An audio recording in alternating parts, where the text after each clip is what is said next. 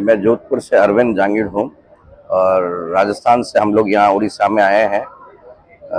हमने जो महोत्सव चल रहा है तो यहाँ की जो ऑर्गेनाइजेशन कमेटी ने जो इतना बड़ा आयोजन किया है तो इस आयोजन में भाग लेने के लिए हमें भी बुलाया है।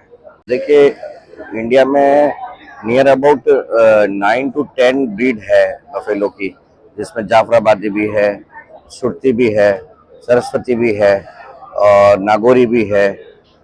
पंजाब में मुर्रा भी है, पचकल्याण भी है, रावी भी है। तो जो ब्रीड्स जो इंडिजिनस ब्रीड है हमारी, तो उस इंडिजिनस ब्रीड में भैंस भी इंडिजिनस ब्रीड है। हम काऊ पे काम कर रहे हैं इंडिजिनस ब्रीड पे। हमने हमारी जो गिर गाय थी जो ब्राजील गई, वहाँ उसने अच्छा केयर किया तो उसने अपने आप को प्रूव किया। आज वो वर्ल्ड फेमस गिर काऊ हो गई अपनी। तो मतलब हमारे पास जो हमारी जो इंडिजिनस ब्रीड है उसमें बहुत पोटेंशियल है। हम उसको जितनी उसकी रिक्वायरमेंट है उतना रिक्वायरमेंटली कर नहीं पाते, इस वजह से हम पीछे रह जाते हैं।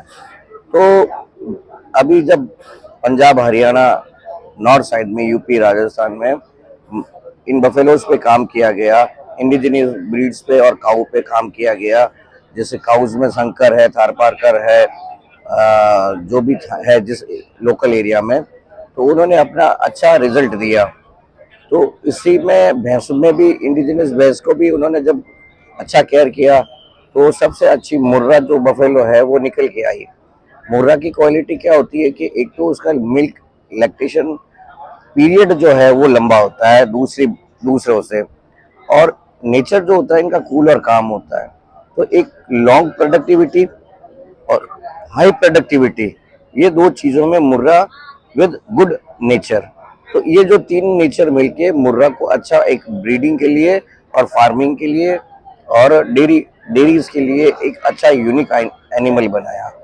तो उस मुर्रा का जो अभी क्रेज ऑल ओवर इंडिया में बहुत बड़ा, तो उसका कारण है कि उस पर काम किया और मुर्रा ने वापस अच्छा रिजल्ट दिया। तो उसी प्रोसेस में मुर्रा का हमारे पास एक अच्छा बुल तैयार हुआ। तो हमारा जो बुल है ये इंडिया का टॉलेस्ट, बिगेस्ट, लार्जेस्ट, प्योरेस्ट मुर्रा बुल है। इसका जो कंट्रीब्यूशन है हमारी सोसाइटी को वो ये है कि जो इसकी प्रोजनी आ रही है उस प्रोजनी में जो हमारी जो इंडिजिनस ब्रीड है बफेलो की, वो 7-8 लीटर्स फर्स्ट लैक्टेशन में मिल्किंग करती है, जबकि इसकी जो बच्चियां हैं वो 25 लीटर्स मिल्किंग पे आई है फर्स्ट टाइमर। तो ऐसी खूब सारी फीमेल हैं इसकी काफ जो 25 लीटर प्लस मिल्क, 25 लीटर तक फर्स्ट लैक्टेशन में मिल्किंग किया है। तो जब ये सेकंड और थर्ड लैक्टेशन में जाएंगी तो मे बी ये 35 लीटर्स तक इजीली पहुंच जाएगी। अभी जो हाईएस्ट मिल्क दिया है वो नियर अबाउट 32 लीटर्स का रिकॉर्ड है। तो हम प्रोग्रेस करेंगे वैसे और आगे बढ़ेंगे। जैसे प्रोग्रेस करेंगे तो ये जो प्रोग्रेस है वो उसमें ये काम आ रहा है। इसका जो फादर है वो खली बुल है जो वर्ल्ड फेमस है। यशोदा नाम से एक बफेलो थी, उसका जो सीमन से इसका डेवलपमेंट हुआ। नहीं नहीं, ये 2 महीने का था तब से हमारे पास है। इसकी मदर हम हरियाणा से खरीद के लाए थे और उसके बाद ये जब ये 2 मंथ का था तो भी ये एक्स्ट्रा ऑर्डिनरी दिखता था। तब से हमने इसको डेवलप किया, ब्रॉटअप किया, उसको इस पोजीशन पे आया। अभी इसका 9 ईयर्स से एज हो गया। इसका हाइट करीब करीब 75 इंचेस, 6.25 फीट हाइट है और जो लेंथ है वो नोज टू टेल 15 फीट करीब है। मेरे लिए इसका कोई भी पैसों में कोई मूल्य नहीं है।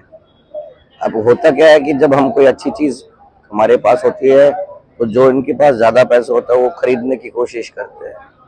तो जब ये 2016 में सबसे पहले इसको खरीदने के लिए मुझे 60 लाख रुपीज ऑफर हुए थे, फिर थोड़े टाइम में 80 लाख, फिर 2.5 CR, फिर ऐसे बढ़ते बढ़ते बढ़ते बढ़ते लास्ट ईयर मुझे इसकी 35 करोड़ रुपीज ऑफर हुए थे। हमारा जो इसका जो प्रोजनी है, ऐसा बुल है ना, तैयार मुश्किल से होता है, एक गॉड गिफ्ट है।